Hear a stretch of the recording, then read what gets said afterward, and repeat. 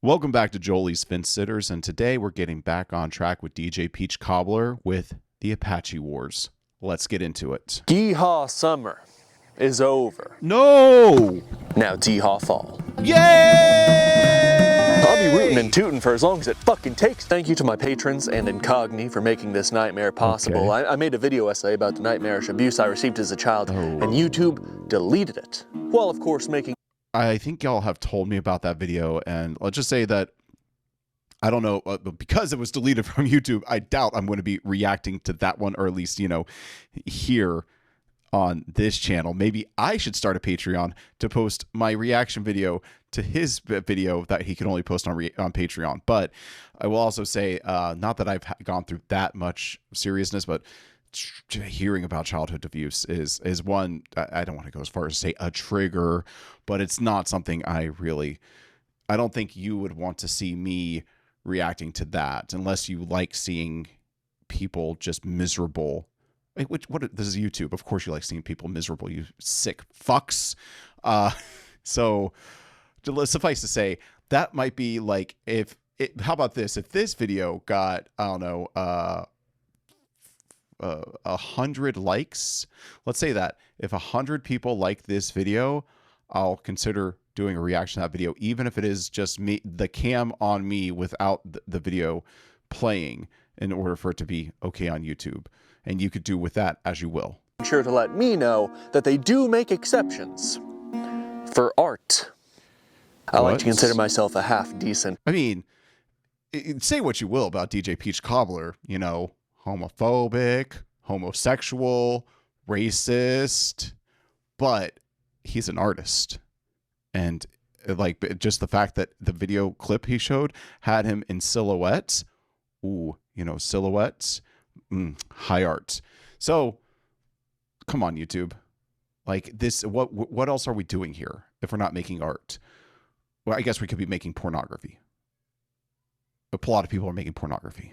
Writer, but I guess I can't be that good. I cannot find the words to describe how disgusted I have become with this website and the machine they employed to judge the quality of my work. AI cannot make art because AI can't get what? Okay, this is very true, and I don't know if y'all know, this is like a recent, I don't want to say phenomenon, but there is a show, a podcast I watch on YouTube called Based Camp.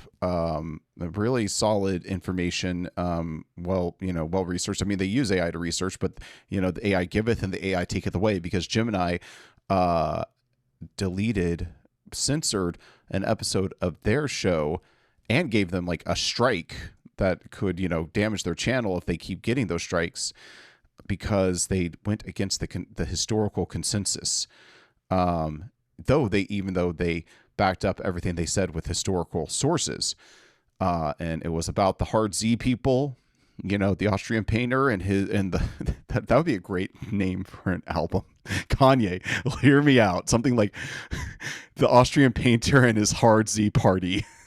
So, anyways, that said, I think this is, I don't want to claim there to be a death of YouTube, and I doubt that's actually not very true. I mean, just because, anyways, I don't think my content will very quickly go to a place of censorship. It is still, you just don't want it to be around on the major platform, the most important platform, in my opinion, of the modern era. And we are looking at censorship coming from artificial intelligence with no real human review board, or if there is, they seem biased towards either agreeing with the AI, or they've set up the AI to censor in the way it does. Anyways, but yeah, I completely agree. I am not a AI hater, but I definitely agree. I don't think it's you can't have AI judging art. Like, what is AI? Like, because a person's talking to a camera means it's not art. Am I not performing art right now? I leave you to decide. Tell me in the comments. Am I an artiste? Western Apache Raiding in Warfare contains the testimony of Anna Price, a daughter of a White Mountain Apache chief named Eshkel-Dasila, or He is constantly angry. There's been some confusion caused by Western Apache Raiding in Warfare, but he is a different guy from Diablo, a later chief. For simplicity's sake, I will refer to him by his translated name, He is Constantly Angry. Anna's testimony is adorable because she's an... I mean, what is this, the Doom guy? That's such, like, I love it when people set up how good a story is going to be at the beginning with a little detail. Like, this dude's name translated to He Who Is Constantly Angry. There is going to be skulls bashed in by the end of this story, I'm sure. Old lady at the time her testimony was recorded, but she's clearly so proud of her dad. Her testimony is also terrifying. The Yavapai steal some horses. Horses which belonged to He Is Constantly Angry and his family. So They knew his name translated to He Who Is Constantly Angry? And they stole his horses? This ain't going to be good. Calls a council of his warriors. They agree this is unacceptable. They go to the Yavapai village. They find the women. They kill all of them except for one old lady. And then He Is Constantly Angry says this. Hey, I didn't want to come here and have to do this. You made me do this. Don't make me do it again. What again? What again? He killed all the women. That's, from my perspective, I mean, unless he didn't kill girls or something, that's genocide, isn't it? Or is it genocide when you kill all the men? I forget. It's one of the two. Like, when you kill all of a gender, you have essentially destroyed a culture. There is no coming back. The survivors are going to have to disperse and hope to be put into a new culture to start new families, but they're not going to be able to start families within the community that they came from and built into. Wow. This sounds like some Fallout shit. This is like something Kaiser and Fallout New Vegas would have done. Don't fuck with my horses.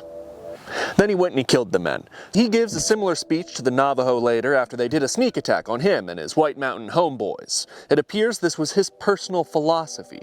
Indeed, it is the best story I've found for illustrating the Apache perspective on violence and retribution. He Is Constantly Angry was... I mean, you know, the strongest, most domineering, maybe were left, you know, made it to the end of those wars because they were the toughest as nails. So yeah. Winston, do you want to come in? You're being very indecisive, but I'm going to let you in. Okay, I'll be right back. Not concerned with whether or not his response was proportional. He Is Constantly Angry was a results-oriented kind of guy. My father said, I am satisfied now. I've done this last and they did it first. It was just as if they asked us to come over to their country. The Yavapai never came back after our horses again. They were scared of us, I guess. I guess. Wait, were there any left? He killed all the women and all the men. Who were left to come after you? Was this just like one small tribe of a bigger tribe? Is that what I'm hearing here? What? Am I taking crazy pills? Am I taking crazy pills here? There's nobody left. Children? The elderly? They're not coming after no horses. Jesus. Also, there was a thought that crossed my mind. You know, like I said, super Fallout energy from this whole thing. Super blood meridian. I'm just saying, this feels more like the violence in that book than anything else I've heard from history so far.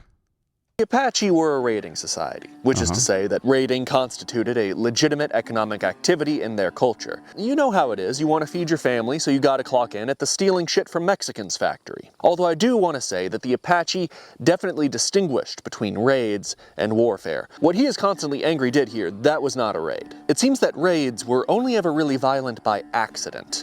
I am here for your sheep. But as far as Apache warfare was concerned, they only practiced total war. The Apaches made a marked distinction between raiding and warfare. In the language of the Western Apaches, the word for raiding, to search out enemy property, and the word for warfare, to take death from an enemy, revealed their view of the two separate activities. The return of a victorious war party was celebrated with a dance, and if adult captives had been taken, with their torture and eventual execution by close female relatives of the warrior, whose death the party had been sent to avenge. Could you imagine being...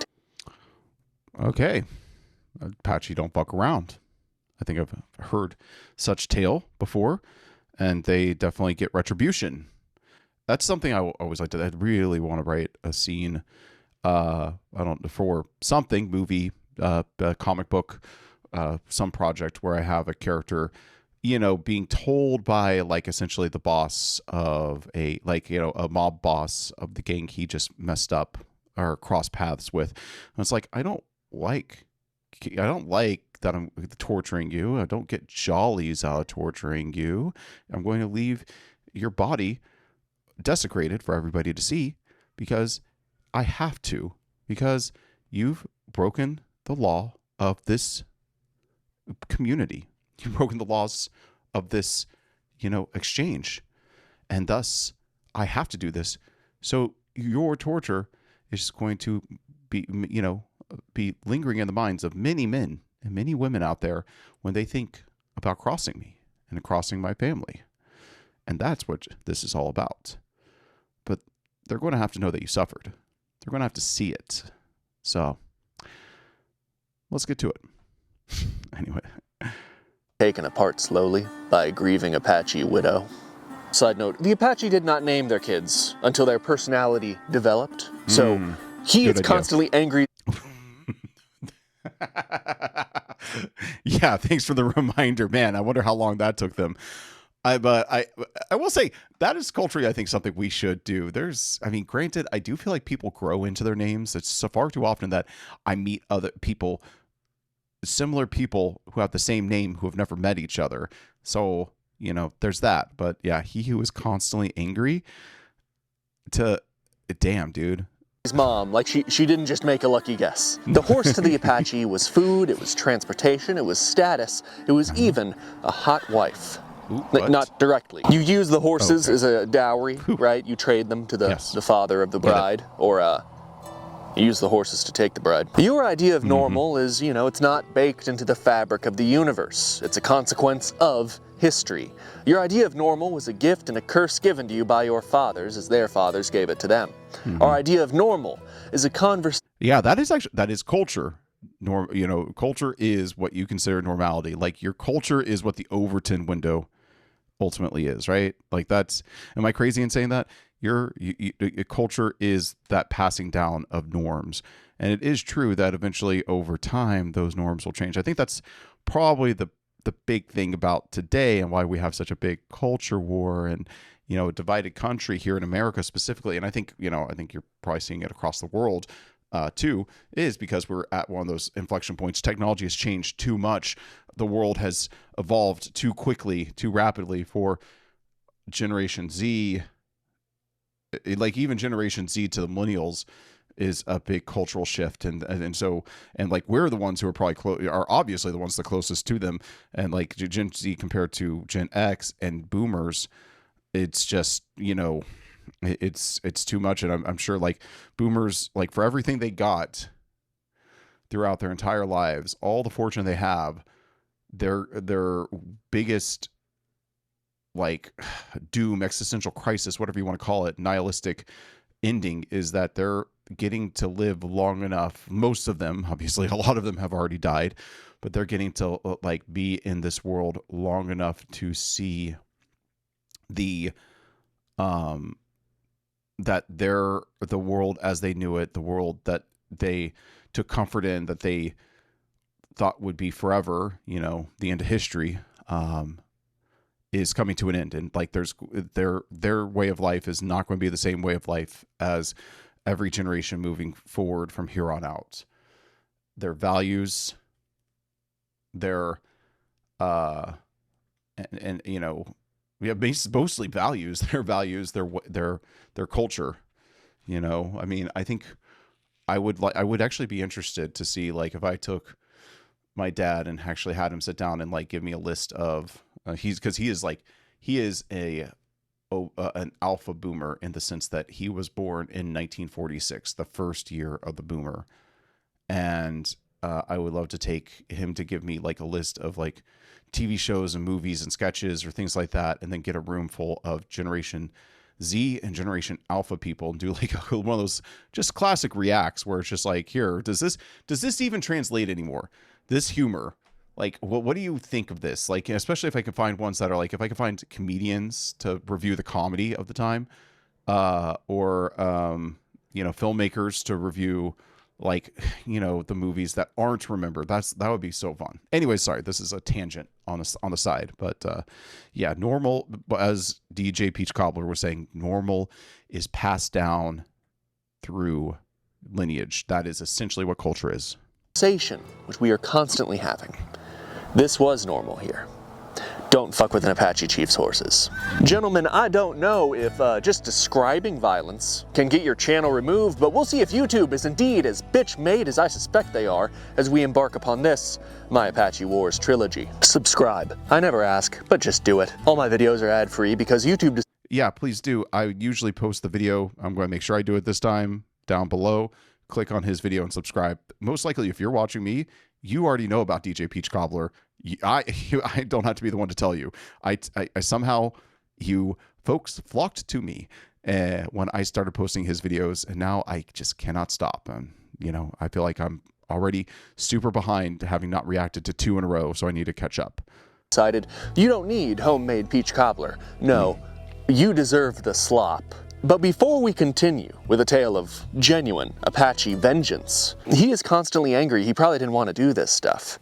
He just wanted no one to fuck with his horses, and this was a means to an end. Particularly his war with the Navajo, his former allies, it seems to have truly troubled him. My father had said when he started to war, "My heart is moving within me just as the sun moves overhead.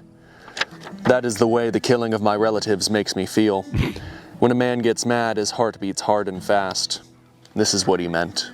What happens if you don't just fuck with an Apache's horses, but indeed try to destroy their freedom, their culture, and their way of life?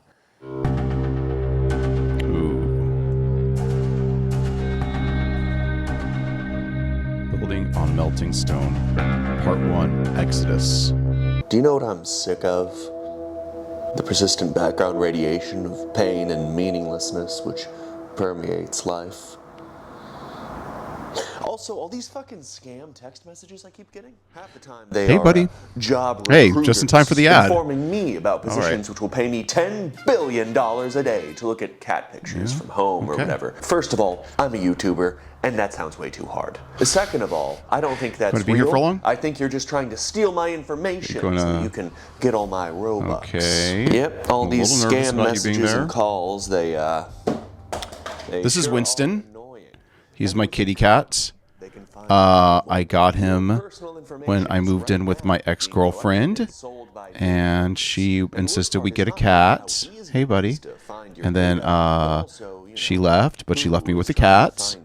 He can be a little bit of a butthole. He's an integrated cat. He is indoor and outdoor because he insists. Okay. He hasn't stopped my recording yet. From these websites yourself. These sites are numerous, slimy, and tricky. Incogni will take care of all of that for you. I know this is. I've said I'm not going to. What is it? Stop an ad. I'm going to let an ad play, but I'm going to talk over the ad. I might as well tell y'all guys a little quick story. Hopefully I can get to the end. But I recently broke up with my girlfriend, been a little horny and desperate, and I was in one day, in one evening, I was targeted through a dating site, a seedy dating site application, to solicited for pictures of my phallus. I never send them unless asked. Oh, we're back into the video. So let me just quickly wrap this up. Basically, I sent dick pics, and instantly it was like, "We got you, buddy. We got you. We're going to send this to all your family and friends and everything like that." And of course, I panic at first. They're bullying me, essentially. I think it's beyond bullying. I guess that would be called. What is it? It's fraud. It's shoot. Anyways. But they were like, "Yeah, we're about to send this out to everybody." And then I remember, well, hey, I don't have money, period. I don't have money to pay these people. And also, I did a quick, like, hey, what do I do in this situation? DeepSeek. DeepSeek is my AI of choice because China's based, I guess. I don't know. Actually, I mean, like anything to undermine the major companies. I feel like DeepSeek is like kind of undermining the chat GPTs. But that is neither here nor there. Bye, Winston.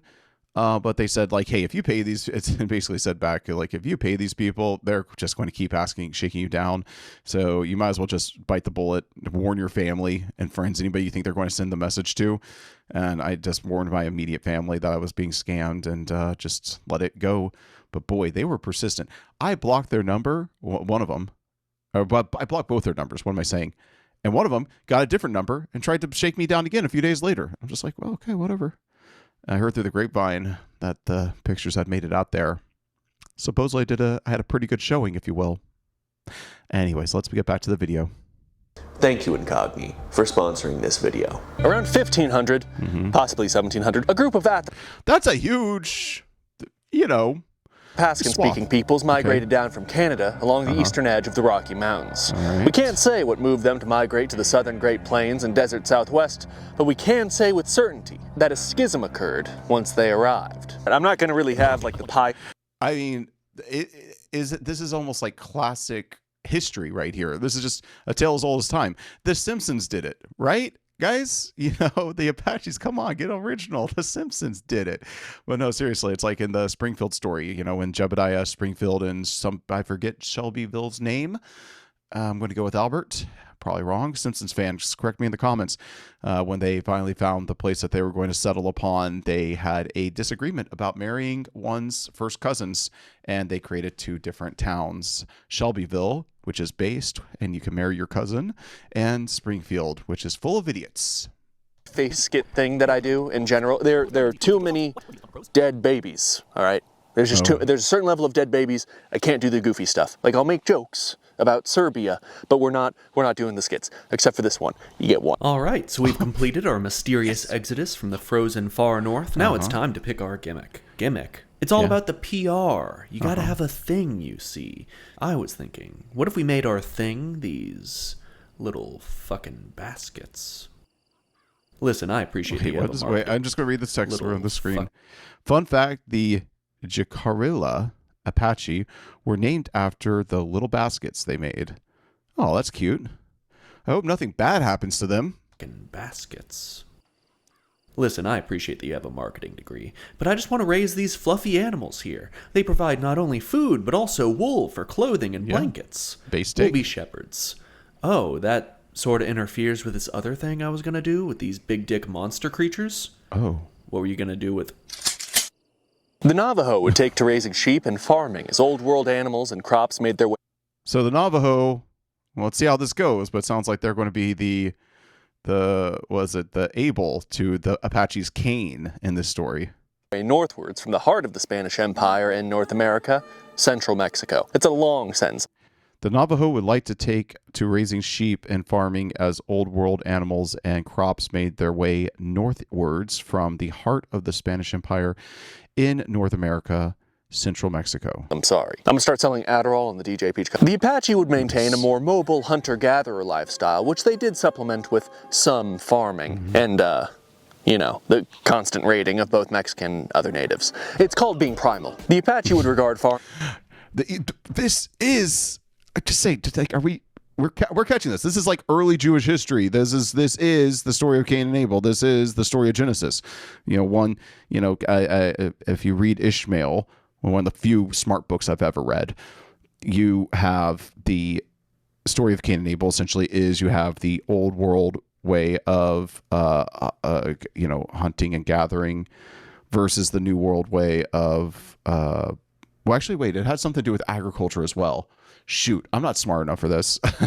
But that's the thing. Like, it's like you have these schisms that happen in these civilizations as they reach that point of maturation where it's like, do we become civilized and domesticated? Do we domesticate ourselves, or do you remain primal? And this, and then like the people who remain primal go off and tend to start some trouble, depending on how you feel about it. Because some people say the biggest mistake we've made is agriculture. So I think we're going to have to get out a whiteboard or something like that here just to keep all this straight at some point. But yet again, in America, these people who never crossed the Jewish narrative, as far as I can tell, the Old Testament type stuff, still are going through the same process of cultural evolution. And it's just one of those things where it's like we are all in the same path. Like the details are wonderful. The devil's in the details, and the details are what make, the heart of narrative is specificity.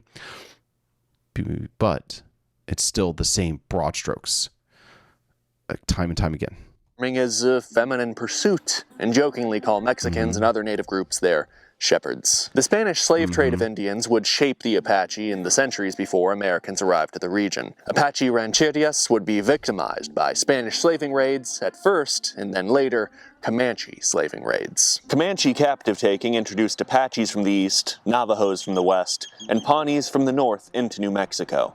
The Comanche's radius of action was astonishing. In 1731, a New Mexican friar asked one of the Comanche's captives to which nation he belonged, and how far it was to his country of origin. The slave responded that he was a Pawnee, quite possibly a Pawnee, whose traditional homeland was along the North Platte and Loup Rivers in present-day Nebraska. If you're a child, you think I'm saying it's white people's fault that the Apache raided their neighbors. If you're a truly intelligent, mature adult, you understand that I'm not saying it's white people's fault. That's obviously ridiculous. Spanish aren't white. You see, I'm an actual racist, a learned, scientific racist. If you've ever... The based kind of racist. Yeah. I mean, it feels to me, based on the way he's telling the story, and maybe I'm not smart enough for this. I thought the Apache were going to raid no matter what, regardless of if there was interference from the Spaniards. Maybe he'll loop it back around. Even looked at the Mediterranean. You lose your Hyperborean card. White people only come from a single village in Wales, whose name non-white tongues cannot pronounce. The general narrative that Europeans with superior technology would just steamroll natives wherever they found them, it truly breaks down in the modern American Southwest. The Spanish were incapable of defeating many native groups, among them my problematic kings, the Karankawa. They ate guys sometimes. Once again, Libs, it's called being primal. They ate people. I mean, there's been this meme going around recently of, like the native, like, I guess it would be like I should know because I've watched the series. Is it the Mayan? No. It was the Aztec. It was like the Aztec, sacrificial altar with, the guy holding up the heart, and like the Spanish conquistadors like walking in on the, coming in from the out of frame, and it says, "Oh look, the alt-right has arrived." And yeah, it does feel like that sometimes when we talk about this, like taking your modern frame and putting it into the past. The normals were different, people. Like you can't just take modernity. Like, heaven forbid we have modernity right now. That's already too much of a crime. But to apply modernity to the past and look at everything through our pussified filters is really ridiculous, and holding groups to those standards. So it's just, not a huge fan of that approach. I've identified 3 broad policies the Spanish employed against the Apache after Apache raids against Spanish settlements really began in earnest in the early 18th century. Policy 1. We're Europeans, let's just do the thing. Beginning with the regulation of 1772, the Spaniards adopted a harshly militaristic policy in the face of increasing Apache raids. They were to be fought in battle, soundly defeated, and the survivors were to be made into prisoners and slaves. It didn't quite work out.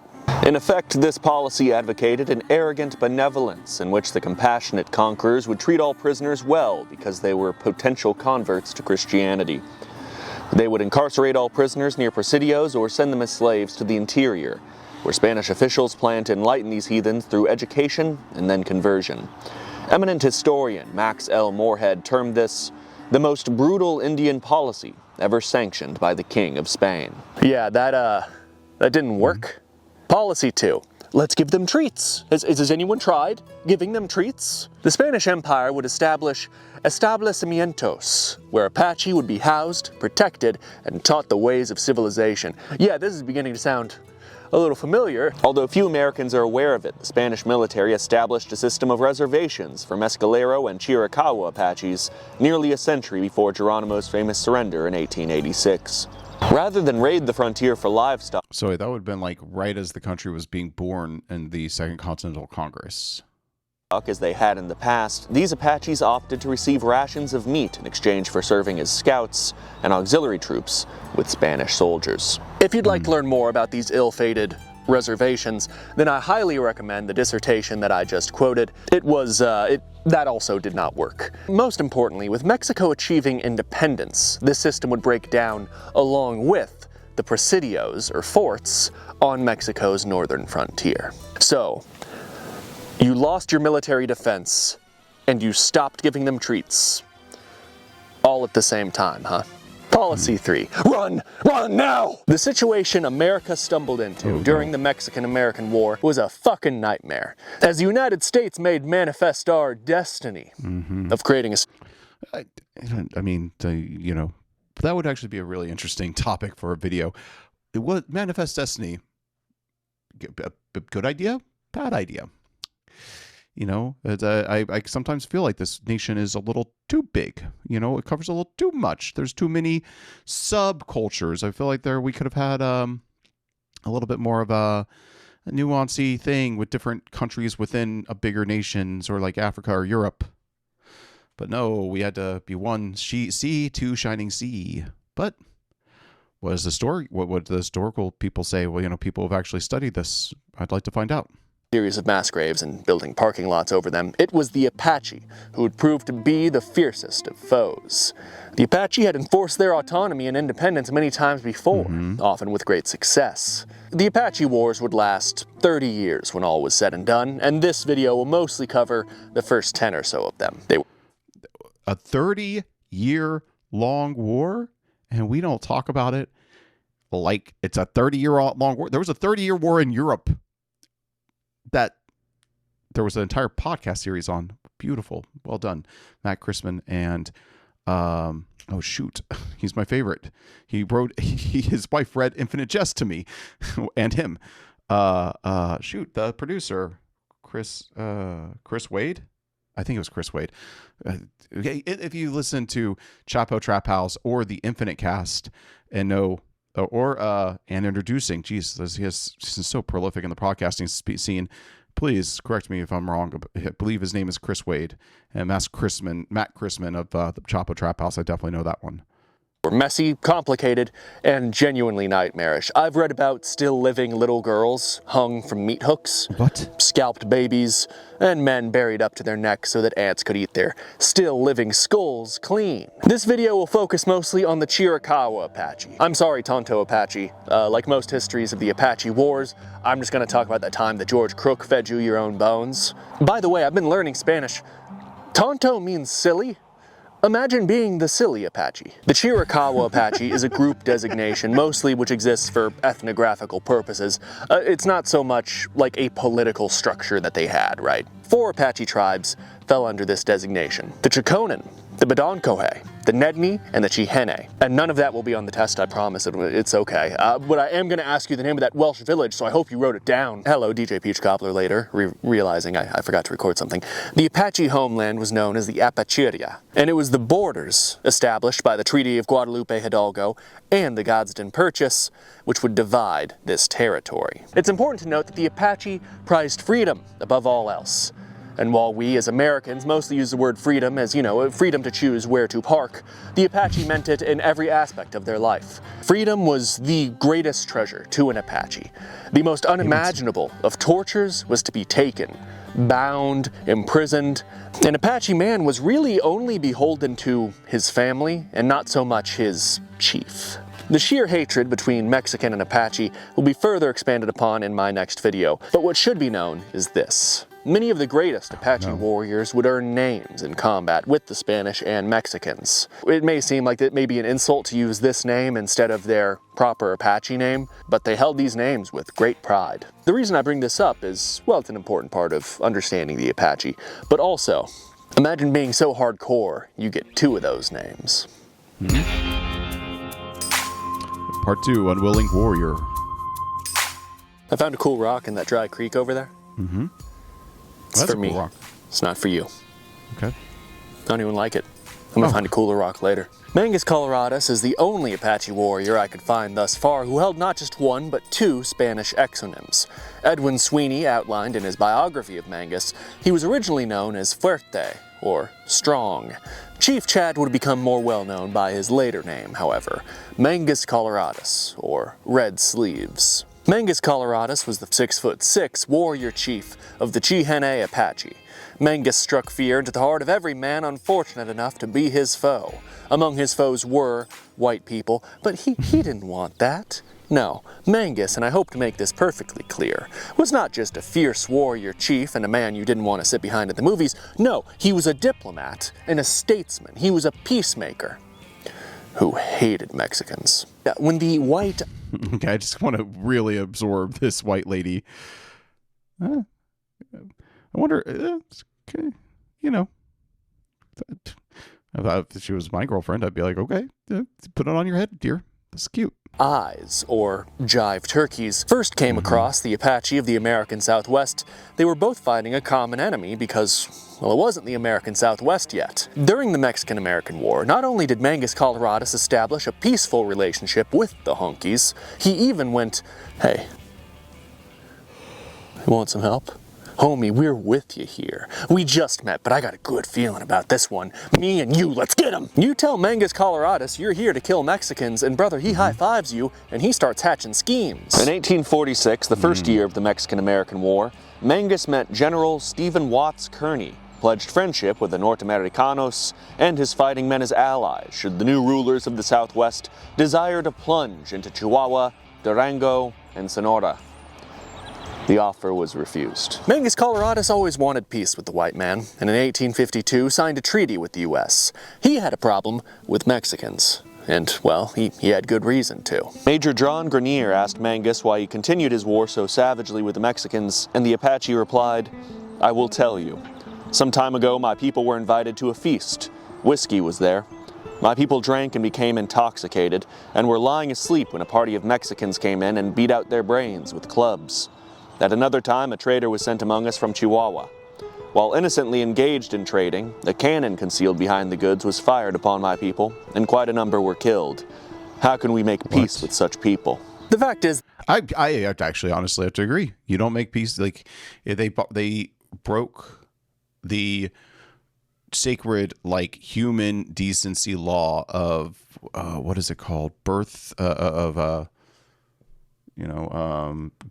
Guesthood, right? You know, like, if you are a guest, you can't turn on a guest. Like, the second a group of people did that, if a culture, well, I should probably be careful about saying this because my culture could have done this at some point and I don't know. But yeah, I mean, especially the people who conspire immediately and condone such barbaric, like, tactics, underhanded tactics. I mean, you basically, you have what's coming to you at that point. You get what you deserve, and you make monsters out of men, and those monsters will hunt you down. So be very careful how you approach war sometimes. I mean, total war is going to totally backfire on you if you do not completely cause your enemy to heal, to surrender 100%. And even then you might need to just, maybe their culture's time has come. Just saying. That violence, by its very nature, is cyclical. I'm not taking sides in this centuries-old blood feud. Listen, I'm a registered centrist.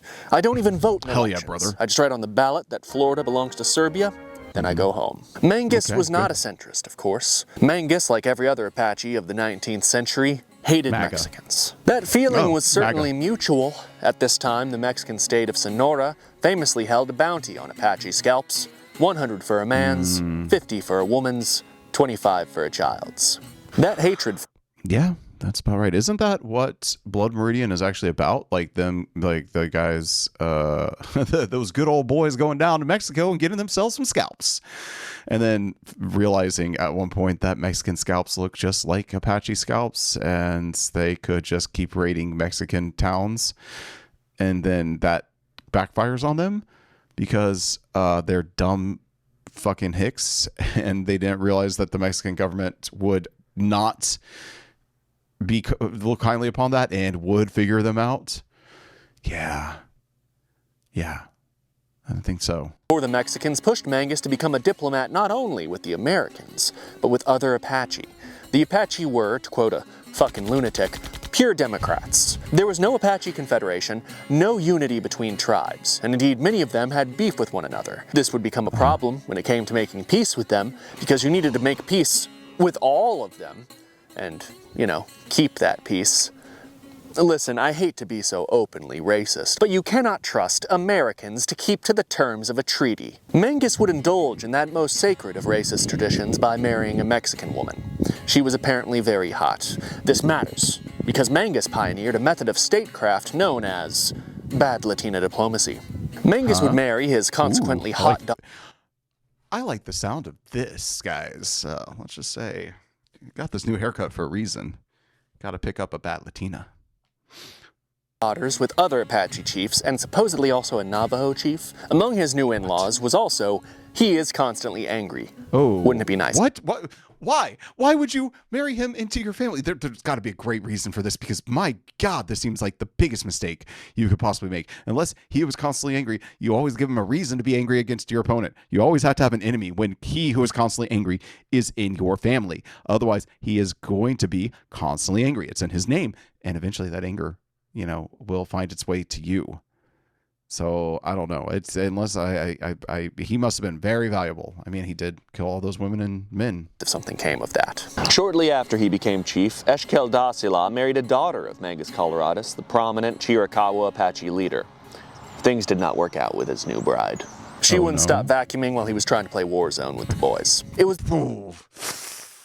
Oh, women. Am I right, fellas? God damn it. Shelly, just turn off the damn vacuum. It causes me to lag. Can't keep my KD ratio high with that going on. The alliance Mangus engineered with Cochise, chief of the Chokonen, which would serve as his greatest diplomatic masterstroke, which, helped make up for his greatest diplomatic failure, because he couldn't prevent his people's raids into Mexico, which the U.S. absolutely gave a fuck about. The 1850s were largely a time of peace between the U.S. and the Chiricahua Apache. We promised to prevent Indian raids into Mexico in the Treaty of Guadalupe Hidalgo, which ended the Mexican-American War. You try telling Mangus to be nice to the Mexicans. See how that works out for you. Also, it's the 1850s, and we didn't actually care. An account showing the relative safety of travel through the Chiricahua and Chihenne country at that time was written by Hank Smith, who later became a pioneer settler on the High Plains. It seems to have been in the spring of 1859 that he was employed to drive 1,200 head of cattle from Fort Buchanan, west of the Chiricahua's range, to Fort Bliss at El Paso. He had 12 Mexican vaqueros to assist him, and a military escort of a sergeant and 10 troopers accompanied him as far as Apache Pass. Large bands of Indians, 50 or 100 warriors, met him, but always in a friendly spirit, making no attempt to scatter or steal the cattle. On 2 occasions, they requested and received a beef to butcher and eat. At other times, they conducted the drovers to water holes and assisted in watering the herd, asking a beef or 2 in payment. At the Mimbres River, Mangus Coloradus' band was friendly and helpful. There, the men rested the herd for 2 days, engaging in racing contests with the Indians.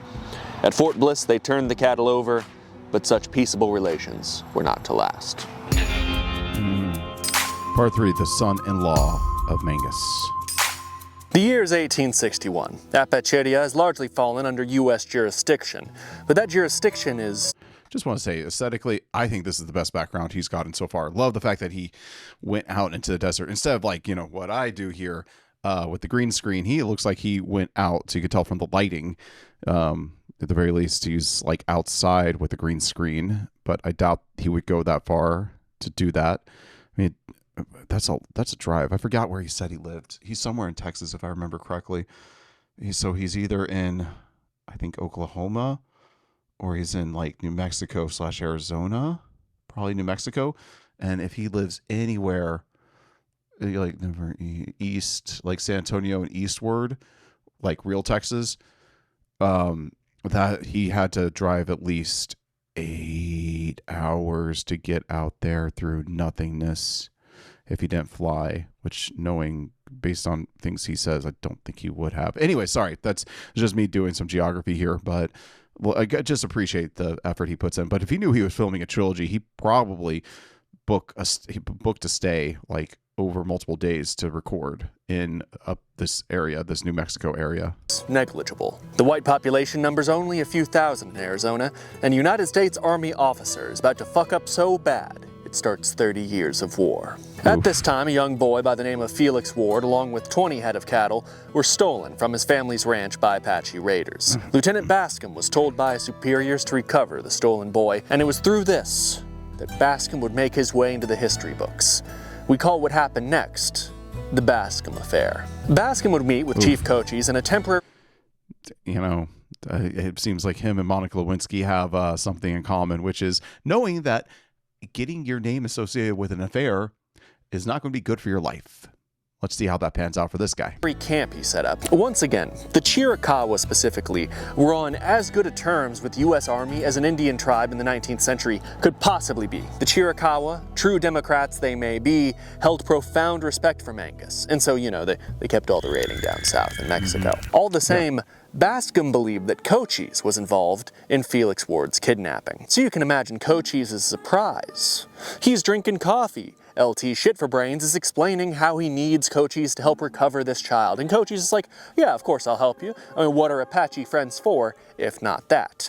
Cochise is then informed that he's not going anywhere, and they're not friends. Cochise and his family, who's with them in the tent, are now made prisoner. For about 5 seconds. Us wide-eyed honkies, we call this the Bascom Affair. The Apache, however, forever afterwards, even until today, give it a much more laconic name, as they tend to do. They call it Cut the Tent. Shoot them down, Bascom shouted as Cochise leapt from the tent. Felix Ward's father pulled his pistol and fired, wounding Cochise in the leg. The chief scrambled up the side of the canyon wall, trailing blood as he dodged back and forth from boulder to boulder. Siphon Canyon echoed with musket fire as several of the soldiers fired after him. From the ridgetop, Cochise looked down on the soldier camp. Only then did he realize that he had been wounded in the leg and that, inexplicably, he still carried a tin coffee cup in his hand. Cochise and Mangus would together. Love those details. That's a great passage. I guess every now and then things do happen, like in the movies. Wage war against the Wide Eyes once the Bascom Affair completely spiraled out of control. Truly, this was a war the U.S. government would regret starting, as this was, of course, the beginning of the white boy kerfuffle, as the Apache called it. An Arizona politician would say this of the Bascom. I mean, go on. Who amongst us hasn't been a part of a white boy kerfuffle? Right, Winston? All right. See you later. Affair. The cost of the war against Cochise would have purchased John Ward a string of oxen reaching from the Atlantic to the Pacific. And as for his woman's son, Mickey Free, he afterwards became an Indian scout and interpreter, and about as infamous a scoundrel as those who generally adorn that profession.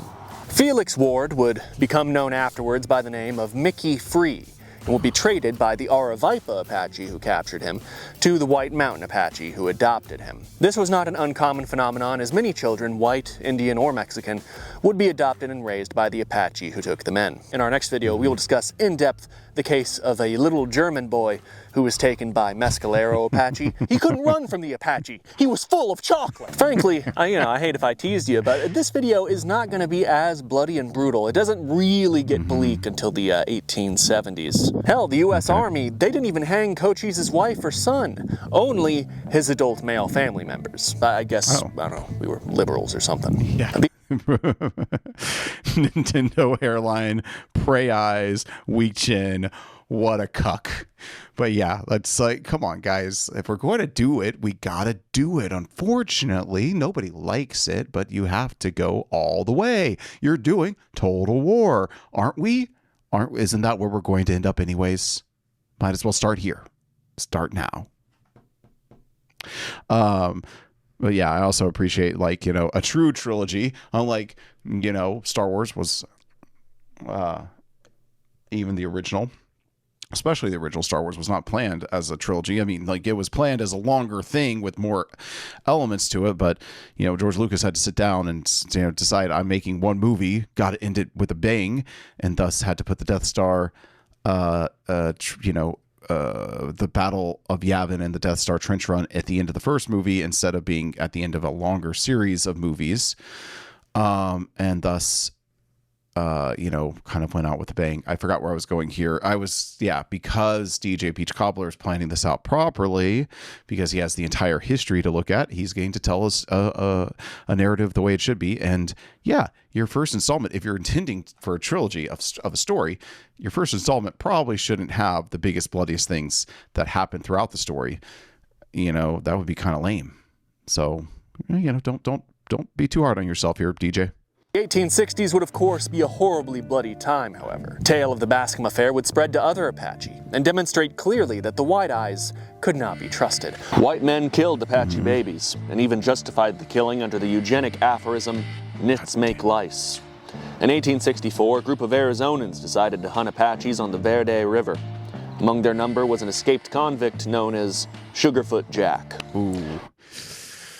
Just going to say, that kind of nickname back then, I mean, I don't know how he got it, but it's bad. It's bad with a name like Sugarfoot Jack. After the party burned to the ground a hastily abandoned village of Wickiups, the shelters made of brush in which the Apache lived, this desperado found an infant who had been left behind.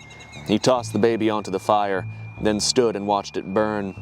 A little later, he found another small child. According to a witness, Sugarfoot dangled the baby on his knee, tickled it under the chin, then pulled out his gun and shot it in the head, bespattering his clothes and face with infant brains. The Bascom Affair would conclude with Cochise' Apache and the Army. Just going to say, maybe in case you're listening, audio only, I do not approve of Sugarfoot's actions. I see, with a name like that, you think he'd be a much sweeter guy. Not a big fan of what I just heard right there. So I know sometimes I can come across as callous, and maybe you can't tell because I'm a little dry where the jokes begin and where the reality enters. But let me just be clear: line in the sand. Did not care for the baby burning and the baby shooting. That not good. Bad. Not the way we should do things. Babies are, I guess that's where eugenics really kick in, is like when you believe that some people are bad to their blood, their genetic line is like the problem. You can't help but think that you need to eradicate them completely. So it's like, I'm not a tabula rasa person, because that's bullshit. But I'm also like most people of most cultures, most bloodlines, that very rarely, I would love to do a survey of this over the world, but I think very few of them would be like just straight out bad. And most of them are probably similar enough, most Europeans and Asians and the sort are probably similar enough to where if we are bad, we are all bad, like on a genetic level. So yeah, yet again, something for me to look into. I'm trying to get some ideas up in here. Both killing hostages that they had captured, for the purposes of a negotiation, which never took place. War between the Chiricahua and the U.S. had begun. Every week or so, from April through June, Cochise and his soldiers attacked small parties of whites. The Apaches rode all over southeastern Arizona, their targets forming no pattern that American soldiers could fathom. They killed everyone they found, included small children, and stripped their bodies. Typically, they pierced a corpse with hundreds of lance thrusts. As Cochise's campaign waxed into early summer, his forces grew. The first raids may have been waged by as few as 30 warriors. By June, he commanded almost 100. The war would be proceeding well for the Chiricahua until the Battle of Apache Pass. This is where the Apache for the first time encountered heavy artillery. It didn't go great, and a full retreat of the Apache warriors commenced once Mangus Coloradus was wounded in the chest and fell off his horse. Cochise was determined to save Mangus's life. He placed his father-in-law in a sling and with an escort of warriors rode steadily southward for 100 miles into Mexico to the village of Llanos. A Mexican surgeon of great reputation lived there, and as he was presented with the helpless body of Mangus Coloradus, he was given a terse ultimatum. Make him well. If he dies, this town will die. You don't have insurance, you gotta play hardball. The Battle of Apache Pass would teach the Apache to employ hit and run tactics afterward. woods. After that battle, the Apache would strike suddenly and retreat back into the caves, mountains, and canyons of the American Southwest. All right, now the Comanche were scary. They'd charge you screaming. You'd know you were fighting the Comanche because all of a sudden your pants were full. Not so with the Apache. You did not know you were fighting the Apache. You just stopped breathing all of a sudden. Mangus would recover from his wounds. I generally approve of that method of war, of attack. And for obviously for the people attacking, just have to say. But it's important to note here that while Mangus was a great warrior, he was also a very old one, almost 70 years old, and being made to fight a war against a group of people that he had only ever wanted peace with. He was probably confused, like, brother, you see how much Mexico is left? Mangus would petition the U.S. for peace on several occasions, and certainly the Chiricahua Apache would have settled for peace, until Mangus tried to negotiate with the U.S., and they treacherously imprisoned him, tortured him, and shot him to death. Then he was scalped, his whole head was removed, boiled, and creeps wrote books about his fucking skull. Probably shouldn't have done that. The Chiricahua Apache...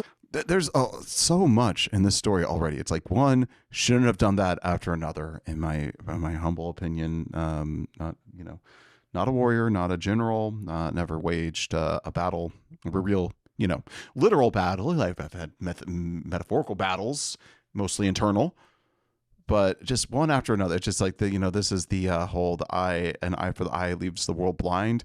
I mean, you might as well be citing the history of this right here. This is so old school. This is why Blood Meridian is as bleak and as horrifying as it is, because this is like almost like primordial time brought into the near modern world. It's like I don't want to say it the last time. I'm sure this is happening somewhere in the world. That's the horror of the world. Is somewhere this is happening. You just be grateful that it's not your backyard as of right now. And heaven forbid it becomes. We're all, potentially heading that way. I don't know what to say besides that. This is just awful. DJ Peach Cobbler finding awful periods of time in history and deep diving them since, I don't know what, since 2022, 2021, something like that. Like ever since he's been off his video game arc. Would call this a great insult, a barbaric mutilation of their great warrior in chief, an act of cowardice and treachery, which destroyed any possible chance of peace for a decade. I call it science. We had to do math on his skull, but yeah, you really should not have done. I mean, it might just be the era of history that we're dealing with, but phrenology comes up quite a bit. I don't ask me why. Anyways, here I gotta go get my other headphone. I'm over halfway into the video, so I thought I'd just indulge just a little bit, maybe a lot bit. So let's enjoy. This is some top tier crimes against humanity going on. Come on, Papa can't have a little bit of the Jesus juice with that. I thought this was America. All right, let me give you a little. Ooh, this is a black box. Nothing too crazy. Pretty and affordable. Yeah, that should do nicely. All right, let's get back into it. Done that. To quote from Asa de Kluge, the Apache translator for Geronimo's autobiography. To an Apache, the mutilation of the body is much worse than death, because the body must go through eternity in the mutilated condition. Little did White Eyes know what they were starting when they mutilated Mangus coloratus. While there was little mutilation previously, it was nothing compared to what was to follow. I think that comes up in The Searchers. Great movie if you haven't seen it. It's so funny though, it's because it is like such a Western of the era in the sense that, and just in the middle of the movie, I think there's a singing cowboy moment, and you have to imagine that was studio mandated. It's like, John Ford is out there making an epic, with John, just like one of the greatest movies ever made. Granted, he doesn't know he's making one of the greatest movies ever made at the time, but still, it was very realistic, very bleak, but yet there's a singing cowboy moment in the middle of the movie. It's also with character. It could have easily been cut out if I remember correctly. It's with characters that aren't plot necessities at that point in the movie. So Anyway, sorry, that's a little side tangent. But there's a part where John Wayne's character shoots. They find a dead Apache or dead Indian, Native American. I forget which tribe it's supposed to be, but I'm just going to assume it's probably Apache. And he takes out his gun and shoots the eyes out. I'm talking about this right here, that they believe that they will go into the afterlife with the bodies. Their body has to accompany them to the afterlife. So he wanted to shoot out the eyes so he would not be able to make it through the afterlife, which I think is a next tier disrespect thing, where it's like, I hate y'all so much that I'm going to pay respect to your culture, to go out of my way to insult you, even if I don't believe it. The fact that you believed it means that it does your group dirty. And if I remember this correctly, it's not like his people were going to find his body, so it's not like the word was going to get around that he went and shot the eyes out. Maybe I'm wrong, but still, I mean, I just find that's like next level hater shit right there. You gotta respect. That's like 50 Cent level hater shit. I should note here that while the Apache did employ scalping, that was something that was done to them far more than they did it to others in general.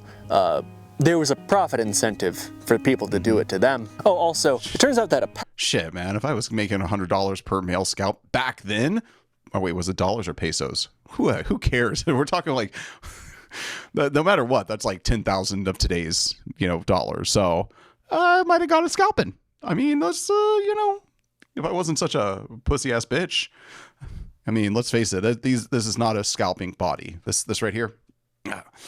Do the Finster thing. Yeah, it's not a body made for scalping. Not now, maybe not ever. I wonder what I would have been like body wise if I'd been born back then. Is this hormones and the milk that did this to me? Is this the high fructose corn syrup, or was I always destined to be a rotund, curvilicious gentleman with weak upper body strength compared to other men? Apache scalps and other Indian scalps, and quite frankly Mexican scalps, all sort of look the fucking same. Now, this might shock you. Turns out that scalp hunters are not very honest people, and the Mexican government would pay for Mexican scalps. It was around this time that my favorite quote about the Apache Wars was stated by Reddit meme and all-around rat-faced snake bitch, Sherman. Listen, I don't know nothing about that white boy kerfuffle. I like Indians, and he was a rat-faced bitch. That being said, he was sometimes very funny. We had one war with Mexico to take Arizona, and we should have another to make her take it back. The 1860s in Apache were a bloodbath. Damn. You know what they say, every even a broken clock's twice a day. The worst man, the worst person had a good point. Yeah, that definitely falls into that. Particularly after Mangus's death in 1863. Historian Dan Thrapp, in Chapter 5 of his indispensable The Conquest of Apache, attributes this to a few things. The military command in that region was split between multiple departments and subsequently was incredibly disorganized, and there were simply not enough troops. Between the lines of Thrapp's Conquest of Apache, this truth is what lives. This was America's 19th century Vietnam. The rocks could talk, but it is our most difficult fights which reveal our strongest warriors, and among them was Lieutenant Cushing. Of all the gallant soldiers who served on the southwest frontier, none was braver, none more admired, no man so relentless or successful in pursuit of the elusive and deadly Indians as Howard Bass Cushing. Cushing, being so respected and admired as an Indian fighter, was given the freedom to wage war against the Apache wherever and however he wished. Being such a big dick bad boy, he thought to attack what he saw as the root of the problem: Cochise, who after the death of Mangus was the most powerful and respected chief of the Chiricahua. During this pursuit, Cushing was ambushed and killed in 1871. Newspapers at the time credited the death to Cochise. This could have been because Cochise was just the big bad to which all Apache depredations were attributed, or it was simply too embarrassing that the greatest Indian fighter in Arizona never even saw the fucker. No, the leader of the sneak attack against Cushing, it didn't sound like Cochise. Cochise was hot. 6 feet tall, Roman nose, very noble bearing. Every guy that met Cochise described how dreamy this motherfucker was. And while Cochise was hot, whoever attacked Cushing, he was not. This is history that I'm doing right now. No, Cochise was not the man who killed the greatest Indian fighter a citation needed. The Apache who led the attack was tall, yes, but very broad and stocky. Interestingly, he didn't speak during the engagement. He used only hand signals. Cushing had made it his personal vendetta to hound Cochise to his death, and as he crisscrossed Arizona killing Apaches, he was convinced that he was close to cornering his worthy adversary. At the same time, Joe, a chief Cushing had never heard of, had made it his own mission to bring the gallant and cocksure lieutenant to his downfall. Joe's antipathy had formed when he learned of an army attack on a camp of peaceful Mescalero Apache in New Mexico, apparently led by Cushing. The soldiers had left everyone dead except for 2 women, both shot in the leg. When the comrades of the dead set about burying their bodies, the soldiers stole their horses. Enraged by this treacherous attack, Joe developed a personal obsession with Cushing. As Joe's son recalled many years later, other White-Eyes were killed too. I don't know how many. We weren't all the time counting the dead as the soldiers did. Joe wasn't much interested in the troops, just Cushing. You may be wondering, what's with the communicating with hand signals thing that I'm talking about? To be clear, I did not make this discovery. This has been well known for decades, thanks to the work of Yves Ball. But why am I mentioning the fact that he communicated with hand signals? Well, Joe had a very severe stutter. Joe stuttered badly when he talked, but he could sing well, and he had good songs, and many of them, Consier said, when he talked, he kept moving his foot because he stuttered so badly. That seemed to help him say the words. Cushing's death was a tremendous... History is so fucking amazing. We are getting story after story, character after character. I don't know. I just wanted to stop and just really revel in how beautiful that entire passage was about this stuttering Native American, First Nations American, Apache? Was he Apache? I'm kind of losing the track of that. I'm pretty sure everybody in the story has been Apache so far with a name, or a white man, a white eye. But yeah, just another wonderful character to add to this tapestry. Beautiful. Beautiful. This blow to jive turkey morale. Cochise and his warriors continued to strike at will across Arizona and New Mexico, and no white man ever set eyes upon him and lived afterwards. Don't send a soldier to do a frontier weirdo's job. Tom Jeffords was a mailman who, quite simply, got sick of all his couriers dying. You gotta understand, this was the worst time to be a mailman in the American Southwest. What's this, the fucking carrier from Fallout? This is the guy who's like, fuck, the true vengeance of a man who knows he's kind of sent men to their deaths, so he employed men, sent them out, and they were killed, and it happened too many times for it not to weigh on his consciousness. So then he must take retribution. He must go out and make retribution, because it is not revenge, it's setting an example. If you do bad deeds will come upon you. Jeffords claimed that he walked right into Cochise's. So Jeffords got sick of all his couriers dying. You gotta understand, this was the worst time to be a mailman in the American Southwest. So far. So hey, not pre-watched. It's just, it's just easy to see that happening. You could see it coming from a mile away.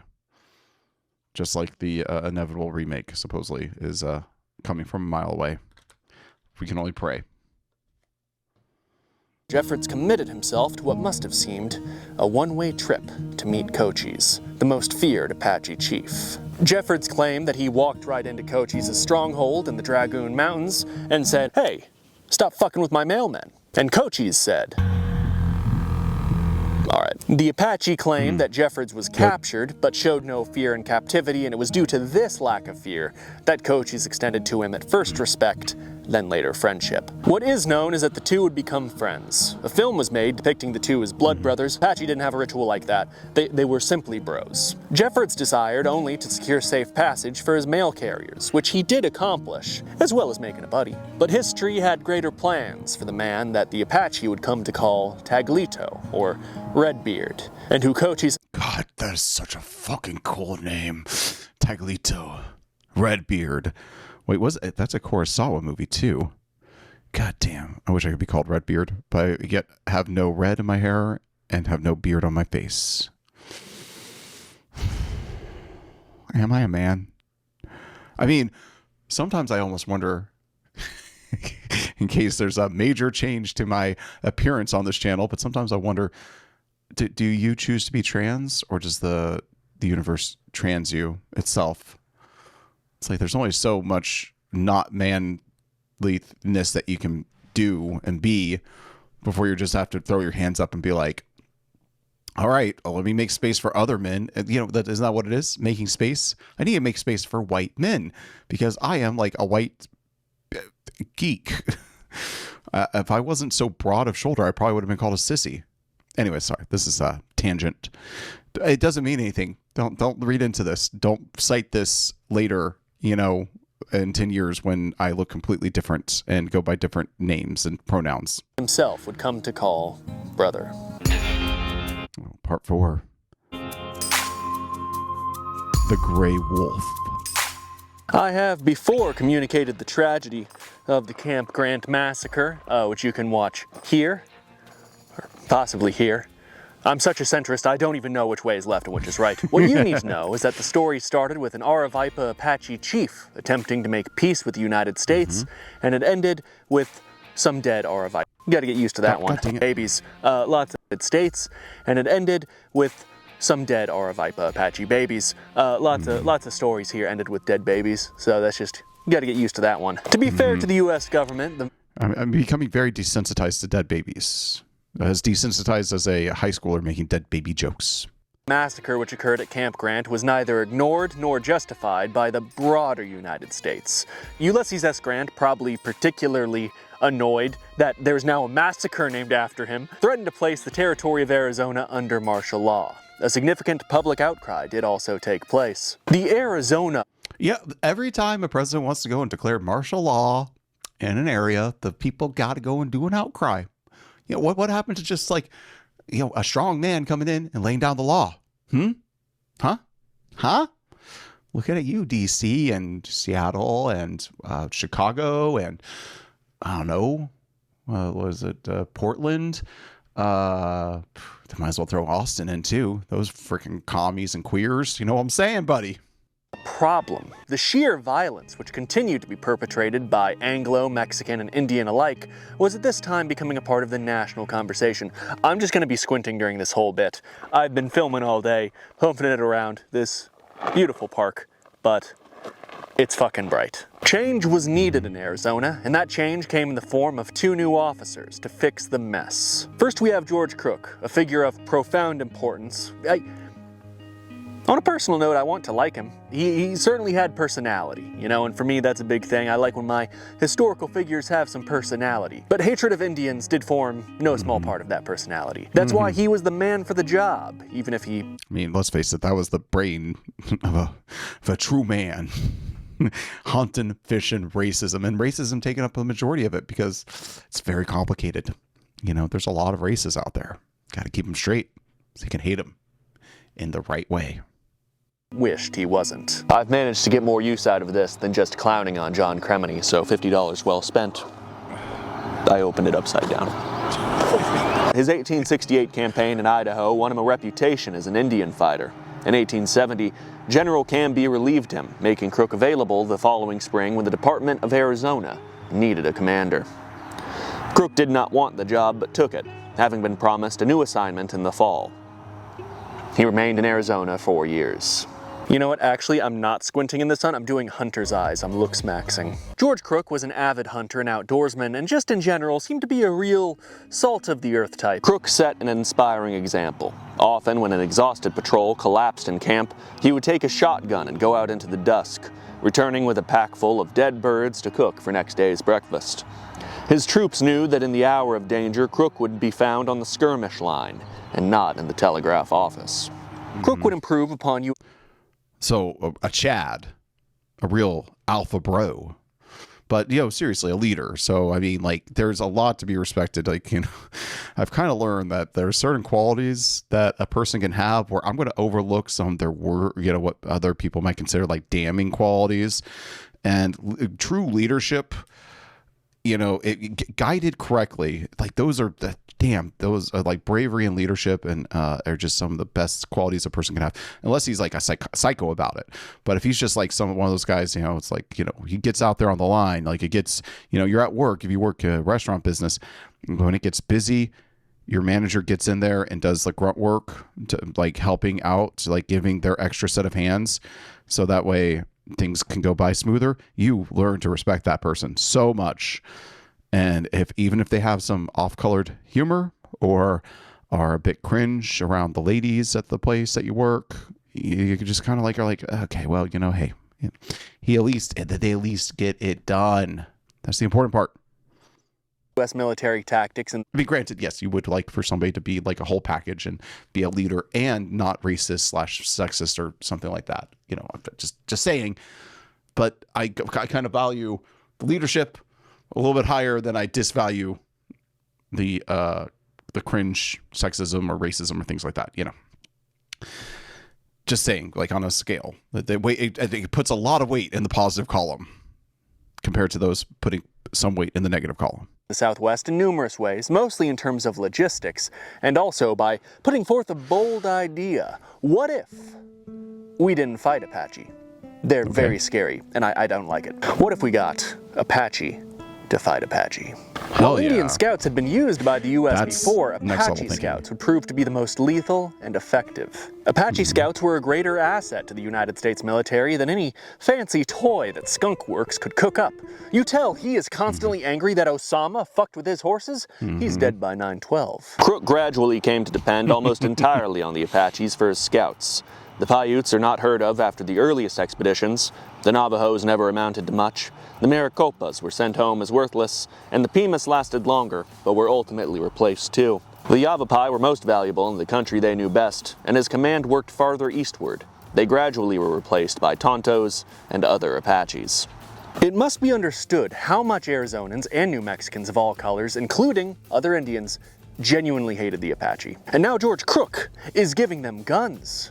In true American fashion, however, George Crook understood that the only way to stop a bad Apache with a gun was a good Apache with a gun. I demand that our nation's schools be guarded by Apache scouts. But where George Crook came to Arizona as a stick, then President Grant also sent a carrot. The pious General Oliver Howard was sent not to defeat the Apache, but to make peace with them, particularly with Cochise. Howard was a deeply religious man, and Crook did not care for him. I was very much amused at the General's opinion of himself. He told me that he thought the Creator had placed him on Earth to be the Moses to the black man. Having accomplished that mission, he felt... Wouldn't, maybe I misinterpreted those pictures. Wouldn't the Moses of the black man be a black man? And wasn't that guy straight up honky? This is post-Civil War. Jesus. Oof. No wonder. Like, look, for all the jokes, I'm not a racist, like, or at least, like, depending on your definition, but I don't hate people based on their skin color or their race. Maybe I might do a little bit of this, it's broad generalizationing, but even I would be annoyed by a man who believes himself to be the Moses of the black man post World War II. That is some beyond virtue signaling shit right there. This guy sucked. I'm just going to assume he sucked. I know which side I'm taking right now. The pompous arrogance. Isn't that just like, what was it? The word du jour when I was in my 20s. Everybody wanted it wasn't hipster. It was hipster, but it was the other one. It's like your, oh my gosh, I'm forgetting the word now, but these all apply. God dang it. Pretentious. That is pretentious. This guy is pretentious. Like, that word was thrown around, was abused. This is basically the word you would use if you disagreed with somebody and wanted to cut them down, which I think now we would use. Shit, there's a word out there. There's definitely a current word to do the same thing. Anyways, suffice to say, I've already picked my side on this. Satisfied that his next mission was with the Indian. So on one hand, Howard was clearly annoying as fuck. Conversely, he was a lifelong abolitionist who had lost his arm in the Civil War fighting Confederates, and then he stayed in the military. Surely you get some credit for that. Neither Crook nor the local... Well, let's go back and read that, surely. And then he stayed in the military. Surely you get... He also founded Howard University and was a key figure in Reconstruction. God damn it. You put me out there. You hung me out there to dry, DJ. But you also agree with me. This guy was obviously an annoying, twat. But an accomplished annoying twat. There's been plenty of those through history. And you know what? Like I said, the scales of balance, those accomplishments kind of outweigh the annoyingness. Some credit for that. Neither Crook nor the local Arizona papers cared much for the Jesus freak general being appointed here. When General Howard first met with Apache leaders, he dropped to his knees and began praying loudly, like with the one hand, I guess. And the Apache scattered. They calmed down later when it was explained that he was not making bad medicine against them. We will return to General Howard later as I explain his bold plan to defeat the Apache via a lock-in at the rec center, where they will play Wii bowling and talk about how you cannot touch yourself. Crook had more aims with his Apache scouts than just using them to more effectively track the often so elusive Apache. He wanted to use them to demonstrate the benefits of working with the U.S. Army instead of against them. I mean, look at how well fed and paid these troops we have are. And also, well, there was a darker reason. It is not merely a question of catching Apache better with Indians, but a broader and more enduring proposition: their disintegration. He was turning them against each other.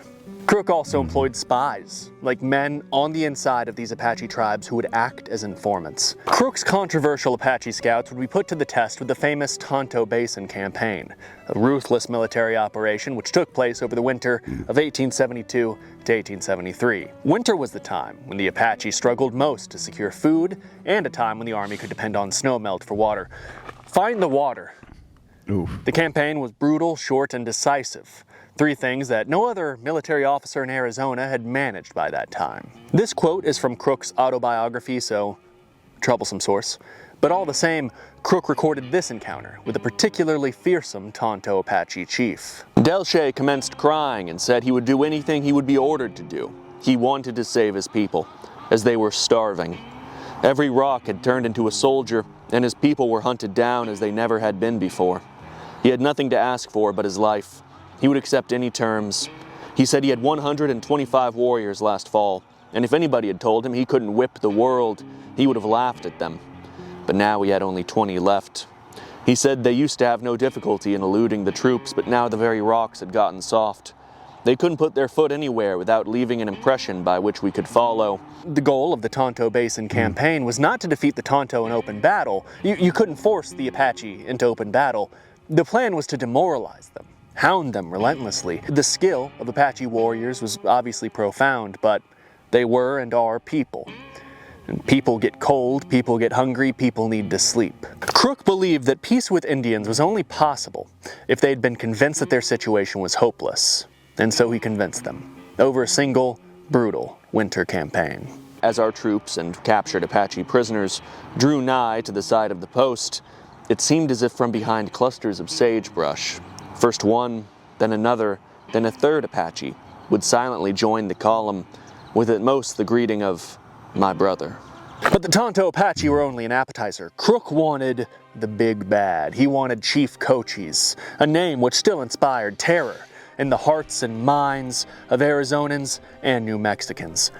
Allegedly they have those things. But General Howard and his adherence to peace and negotiation, the coward! What? Oh my God. Okay. What's this coward about to do? The big problem that Howard had trying to make peace with Cochise was the same problem that Cushing had. How do you find this motherfucker?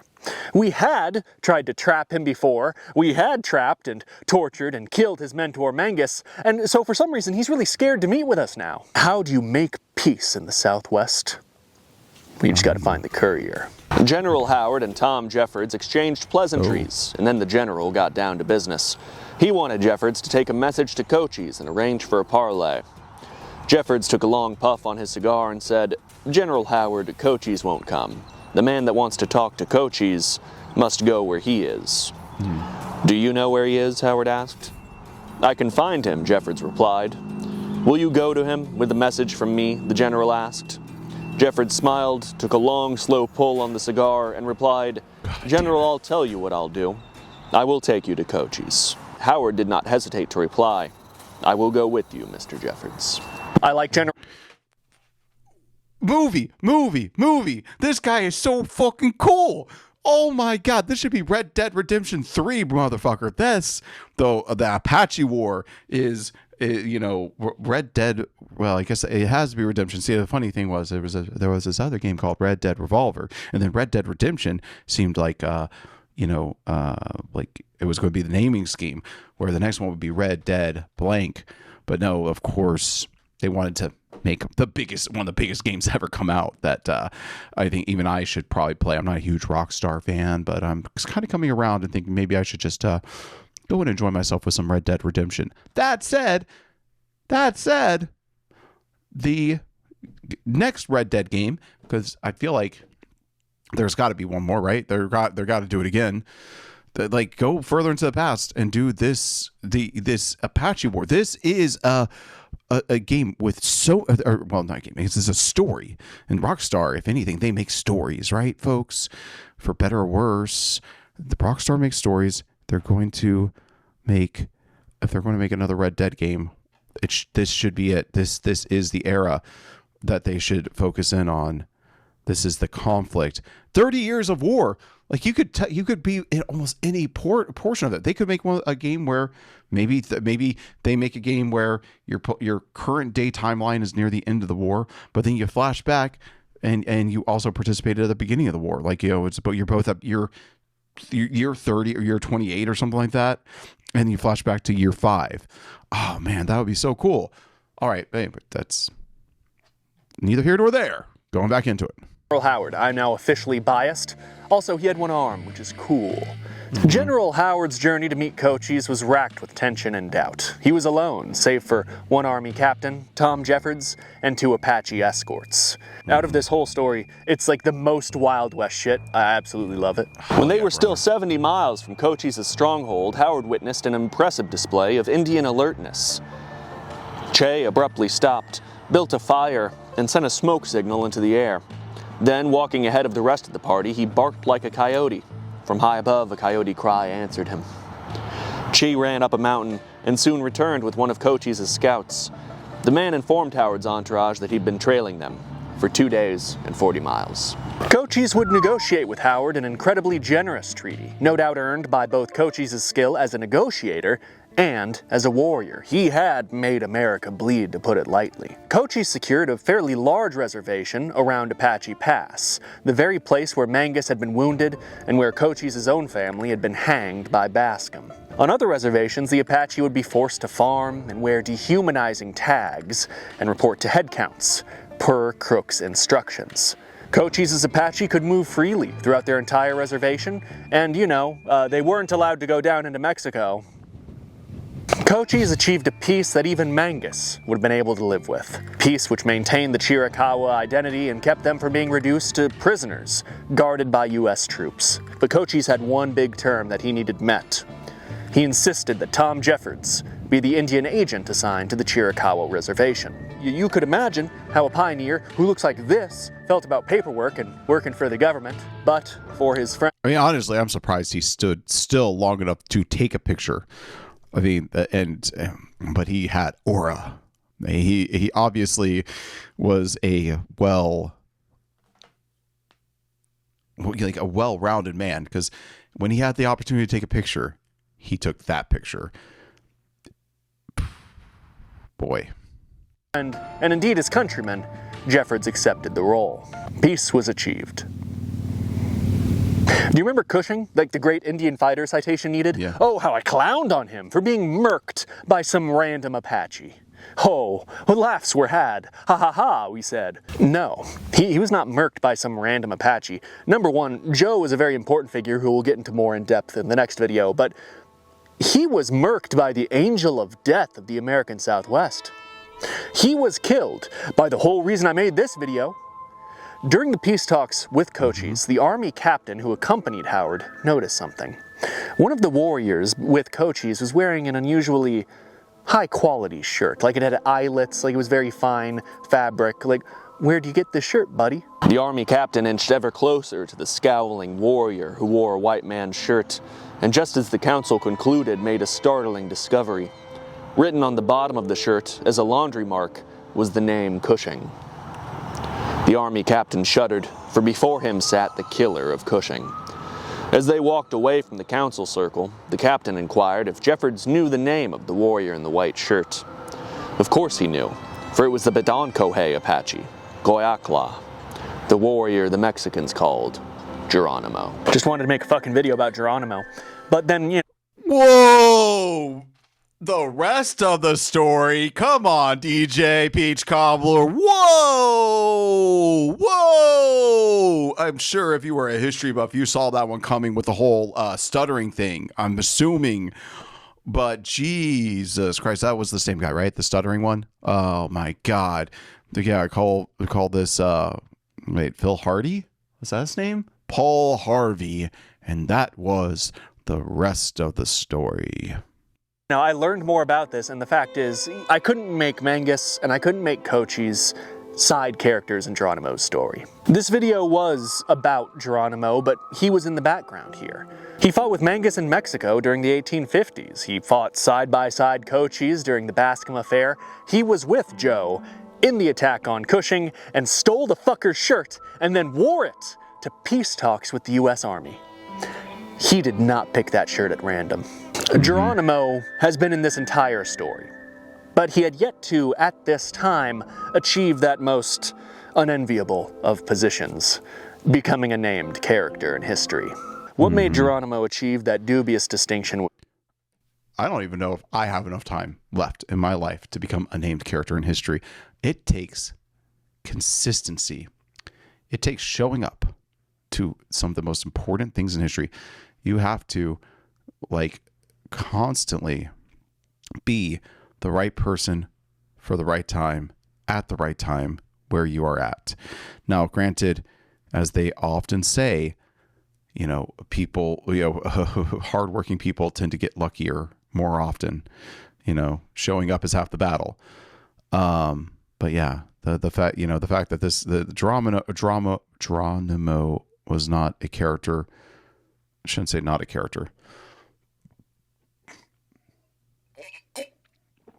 Geronimo was a character in his own story long before he became the character of history.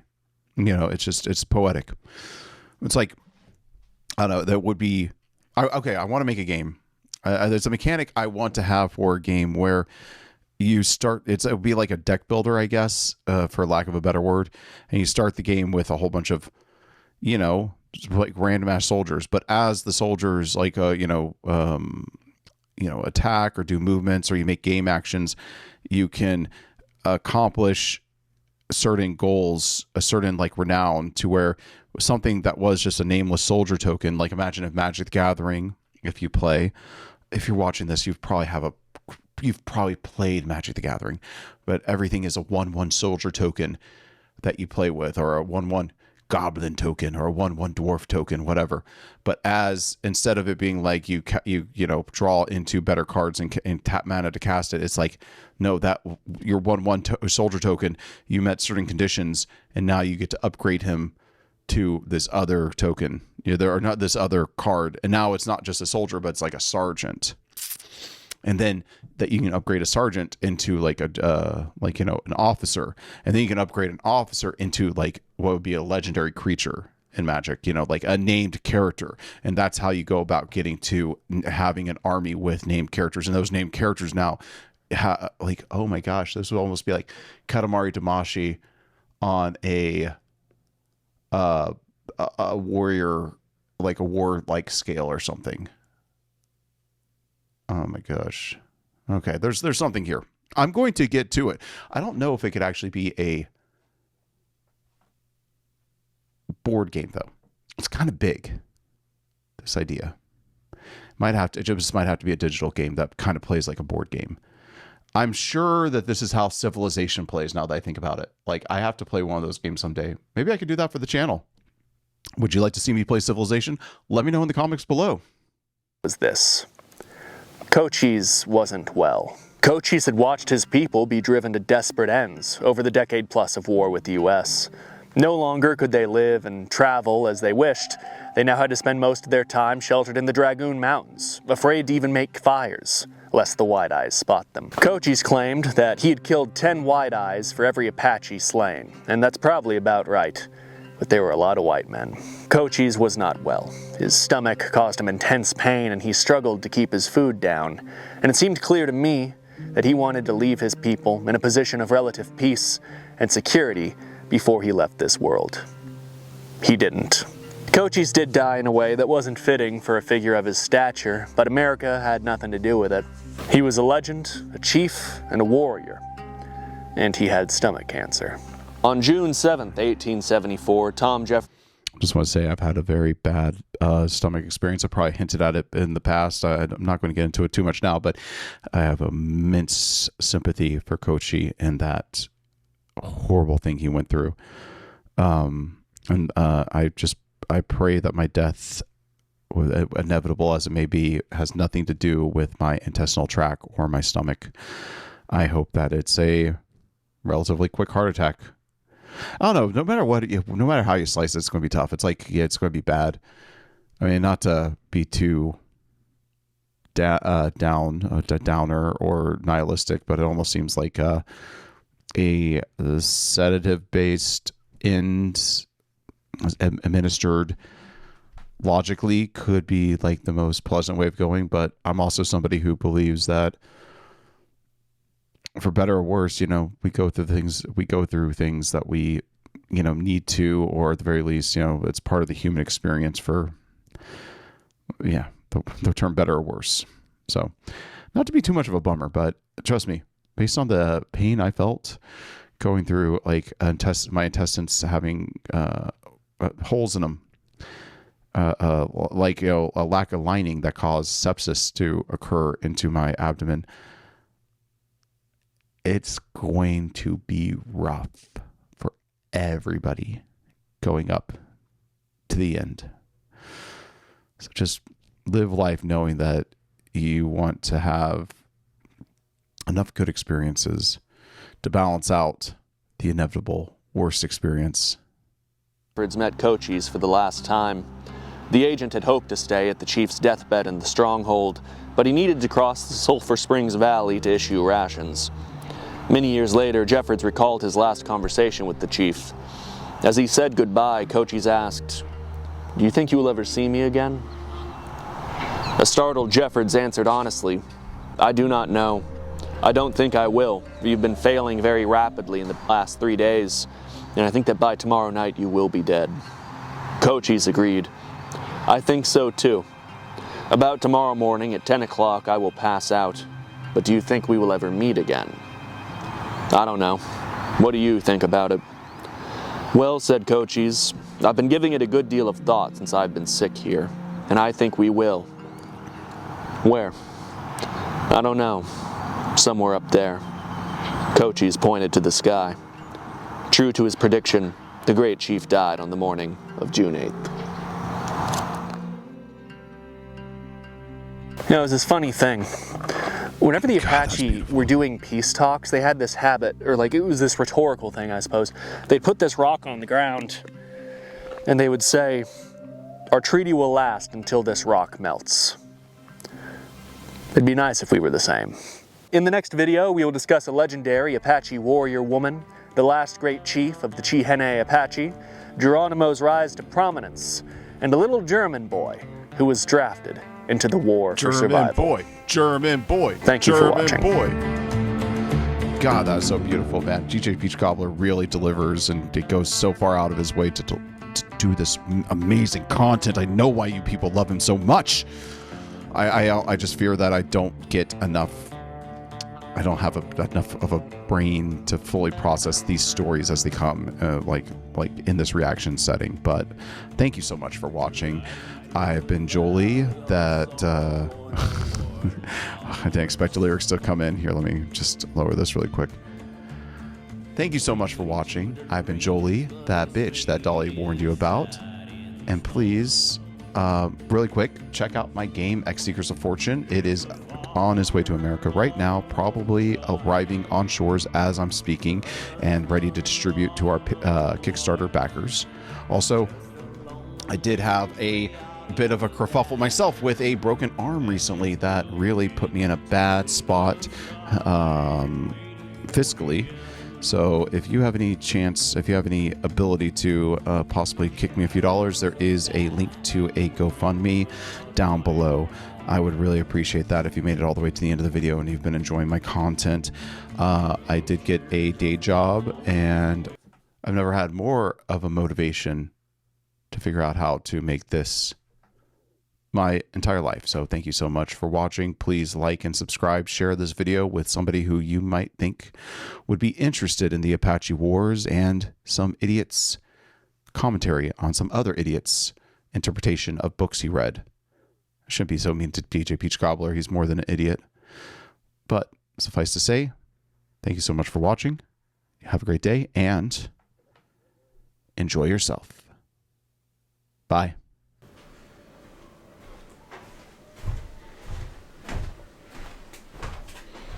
I wonder if I could set this to blade. All right, let's see. Okay, it's on. Oh, here's the irony though. It's like, can I pair